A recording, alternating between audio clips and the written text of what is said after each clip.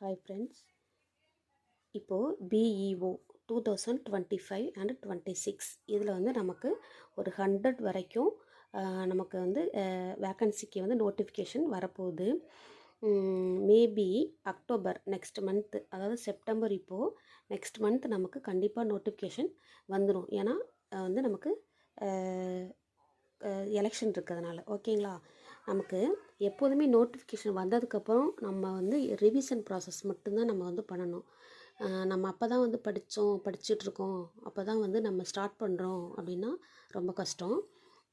இந்த இதில் வந்து யாரெல்லாம் 150 கொஸ்டின் கேட்பாங்க, 150 கொஸ்டினுக்கு யாரெல்லாம் 100 ப்ளஸ் வந்து ஸ்கோர் பண்ணுறீங்களோ அவங்களுக்கு வந்து கண்டிப்பாக ஜாப் வந்து செக்யூர் பண்ணிக்கலாம்.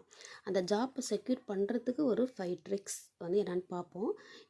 இதை பற்றி நான் ஒரு லாங் வீடியோவில் கூட போட்டிருப்பேன் ஓவராலாக, அதை வந்து பாருங்கள். இந்த இதில் வந்து பார்த்திங்கன்னா அந்த ட்ரிக்ஸை மட்டும் நான் சொல்கிறேன். ஃபஸ்ட்டு வந்து வந்து பார்த்திங்கன்னா சிலபஸ் வந்து எப்போதுமே நம்ம சிலபஸை தாண்டி வந்து போய் படிக்கக்கூடாது. ஓகேங்களா, அப்போ நமக்கு சிலபஸ் வந்து டீகோட் பண்ணணும். சிலபஸ் வந்து நமக்கு என்னென்னலாம் நம்ம சிலபஸில் வந்து இன்க்ளூட் பண்ணியிருக்காங்க அப்படின்னு சொல்லி நமக்கு தெரியணும்.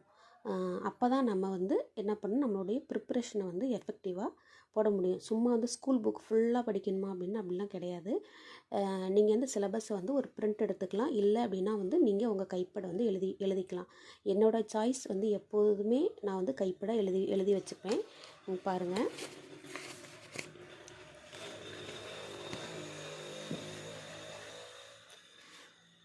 இது மாதிரி வந்து நான் என்ன பண்ணுவேன்னா கைப்பட இது மாதிரி எழுதி வச்சுப்பேன். எப்போதுமே ப்ரிண்ட்டுக்கு வந்து நான் செகண்ட் ப்ரிஃபரன்ஸ் தான் கொடுப்பேன். ஏன் அப்படின்னா நமக்கு எப்போதுமே வந்து நம்ம ஒரு டைம் எழுதும்போது நம்ம தனியாக அதை வந்து நம்ம டீகோட் பண்ண தேவையில்லை. ஓகேங்களா, எழுதும்போதே நமக்கு என்னென்ன சிலபஸ் அப்படின்றது நமக்கு வந்து அதை பற்றின ஒரு நாலேஜ் நமக்கு வந்து வந்துடும்.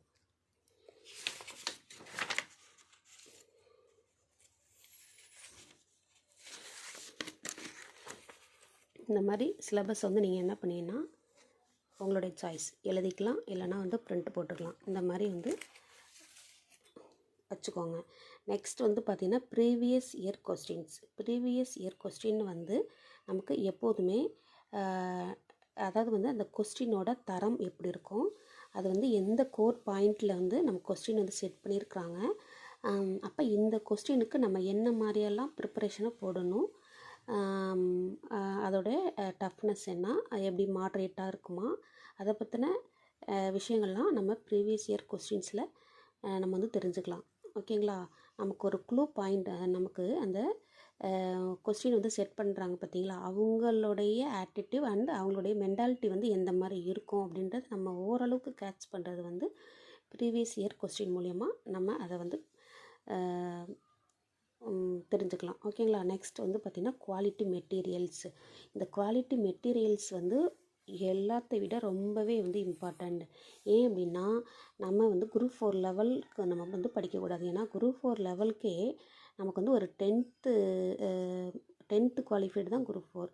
அதுக்கே நமக்கு வந்து ஒரு டிகிரி லெவலில் லாஸ்ட் டைம்லாம் வந்து கேட்டிருக்காங்க. டிகிரி லெவல்னால் நீங்கள் வந்து அந்த காலத்தில் நடந்த அந்த கல்வெட்டுகள் பற்றி, ஓலைச்சுவடுகள் பற்றி, அந்த மாதிரியான கொஸ்டின்லாம் வந்து செட் பண்ணுறாங்க. அந்த மாதிரி இருக்கும்போது நம்ம எப்போதுமே இப்போ வந்து குரூப் 4 நீங்கள் வந்து எழுதுறீங்க அப்படின்னா நீங்கள் குரூப் 2 லெவலுக்குனாவது நீங்கள் படித்தா தான் அதை வந்து நீங்கள் கிளியர் பண்ண முடியும் குரூப் 4. இப்போ நமக்கு வந்து சிலபஸ் வந்து எப்படி கொடுத்துருக்குறாங்க அப்படின்னாமே வந்து எல்லாமே வந்து டிகிரி லெவல் அப்படிங்கும்போது, அதாவது பிஏ பிஎஸ்சி வித் பிஎட் இந்த மாதிரி இருக்கும்போது நம்ம வந்து எப்போதுமே வந்து பிஎஸ்சி அப்படின்னா எம்ஏ எம்எஸ்சி அண்ட் எம்எட் லெவலில் நம்ம வந்து படித்தா நம்ம வந்து ஒரு டாப்பராக நம்மளால் வந்து வர முடியும். ஓகேங்களா, அப்போ அந்த மெட்டீரியல் நம்ம எப்படி சூஸ் பண்ணணும் அப்படின்னா ஒரு குவாலிஃபையாக நம்ம வந்து சூஸ் பண்ணணும், ஒரு அப்கிரேடடாக நமக்கு வந்து இருக்கணும். ஓகேங்களா, நமக்கு நிறைய வந்து நமக்கு மார்க்கெட்டில் அவைலபிள் கிடைக்குது மெட்டீரியல்ஸ். தயவுசெய்து வந்து அது எல்லாமே வந்து ஸ்கூல் புக்கு ஓரியன்டாக தான் இருக்கும். அந்த மாதிரி நம்ம ப்ரிப்ரேஷன் வந்து போடக்கூடாது. ஓகேங்களா, நெக்ஸ்ட் வந்து பார்த்திங்கன்னா இப்போது நீங்கள் வந்து என்ன பண்ணீங்கன்னா ஒரு டெஸ்ட்டு அதாவது ஒரு ஒரு கண்டென்ட் வந்து படிக்கிறீங்க, ஒரு லெசன் படிக்கிறீங்கன்னா அதை பற்றின உங்களுக்கு ஒரு நாலேஜ் எப்போ வந்து வரும்னா நீங்கள் டெஸ்ட்டு போட்டால் தான் அதில் நீங்கள் என்ன தப்பு பண்ணுறீங்க, உங்களுடைய ப்ளஸ் என்ன, ஒரு மைனஸ் என்ன, அப்போ எந்த சப்ஜெக்டில் வந்து நீங்கள் வந்து இன்னும் ஃபோக்கஸ் பண்ணணும் அப்படின்ற ஒரு ஐடியா வந்து உங்களுக்கு கிடைக்கும். நெக்ஸ்ட் வந்து பார்த்தீங்க அப்படின்னா இது வந்து ரிவிஷன் வந்து எப்போ அப்படின்னா கண்டிப்பாக நோட்டிஃபிகேஷன் வந்ததுக்கப்புறம் நீங்கள் எதுவுமே வந்து படிக்கக்கூடாது. ஓகேங்களா? ஓன்லி ரிவிஷன் அண்டு டெஸ்ட் இது மட்டும்தான் இருக்கணும். இது மாதிரி இருந்தால் மட்டும்தான் உங்களால் இந்த பிஓவை வந்து கிளியர் பண்ண முடியும். ஓகேங்களா? இதுதான் அந்த 5 ட்ரிக்ஸ். இந்த ரிவிஷனை நீங்கள் எத்தனை டைம் வந்து கொடுக்குறீங்களோ, மோஸ்ட் ஆஃப் ரிவிஷன் கொடுக்குறீங்களோ அந்த அளவுக்கு வந்து உங்களுக்கு எக்ஸாம் ஹாலில் வந்து உங்களுக்கு பீஸ்ஃபுல்லாக உங்களை வந்து ஹேண்டில் பண்ண முடியும்.